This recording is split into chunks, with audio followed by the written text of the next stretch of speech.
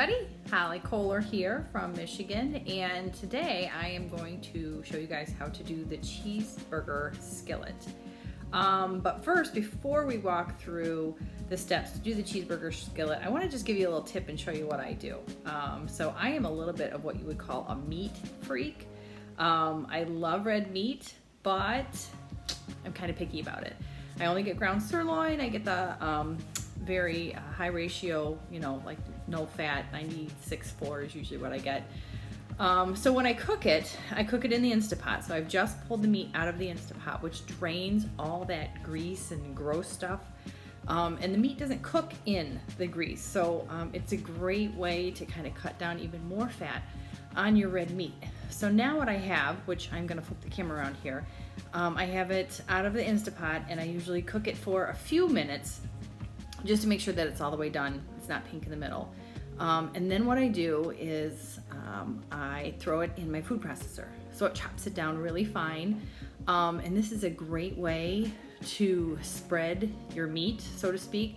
So if you're doing like a meat sauce and maybe you're a little shy on meat, or you're making more sauce than you for a bigger group or something like that, little pieces of meat will go further in the sauce. So that's a little tip from me. So let me show you what I'm gonna do here. All right, so I've cooked my meat. I chopped it up a little bit in the pan, but instead of spending a ton of time chopping it, I have it in my food processor. So I'm just gonna stick this on there.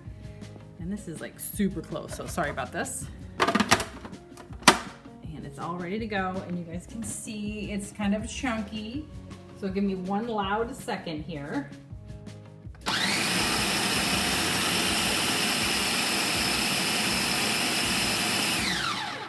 And there we go.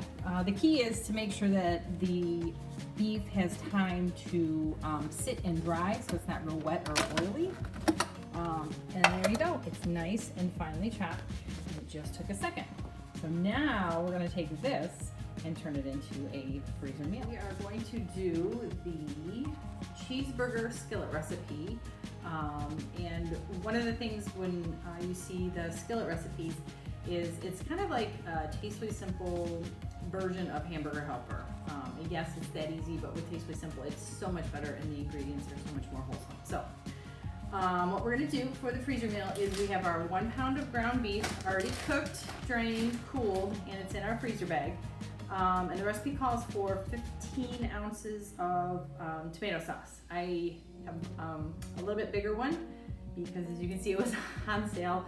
But my family likes it a little bit more saucy. So stick with what you got. If your family likes it saucy, you can always add more. So I'm just gonna add the bigger can.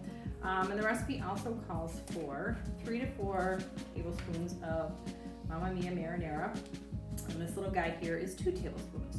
So we're gonna go ahead and actually shake this up.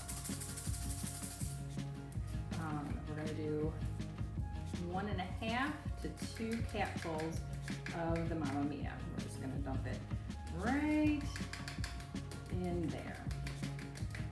So this is gonna give it a ton of flavor because with the seasoning right in the sauce, it's almost like it's marinating.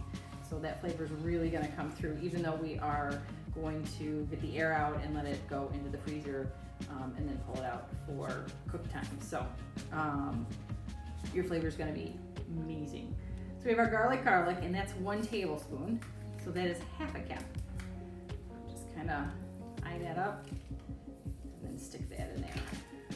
So we have our 4 ingredients in the bag. And the cool thing with any of the skillet meals that Tastefully Simple has, which there was one last week, we did the Mamma Mia lasagna skillet, is everything is done in 1 pan, so there's not a ton of dirty dishes. And both recipes, including today's, is 3 steps when it comes to cooking. So what you're going to do is, since you're making the sauce, you're actually doing the first 1.5 steps. So when it comes time to make it, you pull out that skillet pan, you have your sauce that's defrosted, and then you finish making it. So it'll be really quick and really, really easy. But everybody is going to love it. So what we're doing is we're just making sure that the sauce has completely covered all of the meat and that seasoning really gets mixed around in there. And we'll just kind of give it a little bit of a squish. So once you feel that everything is mixed very well, you don't see any dry pockets of meat anywhere, we're gonna get the air out. You never, ever, ever wanna leave a ton of air in there because when you're freezing, it's just not a good thing. So since it's liquidy, I'll open not that much, just a little pocket of it. And we're gonna kind of just start pushing that air towards that hole that I have created open. And once you get it all the way to where the sauce is coming up to where that hole is, I'm gonna seal it. And one thing I like to do is hold it up. You can kind of see that suction on the side, and that shows you that all your air is out. Okay, so we have our sauce, and we have 2 more ingredients that we need for this recipe for it to be complete. We have our elbow macaroni, which is just gonna go back in the cupboard until you're ready to cook your dish. And then we have cheese. And you can easily leave the cheese in the packet and keep it in the fridge until it's time to make your meal.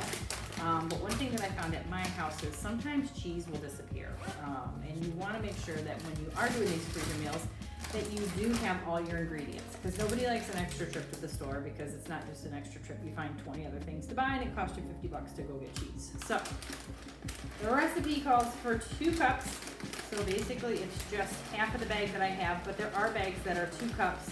So you could really buy a 2-cup egg and then stick it with your sauce. So we're gonna, again, just kind of roll it and squeeze that air out.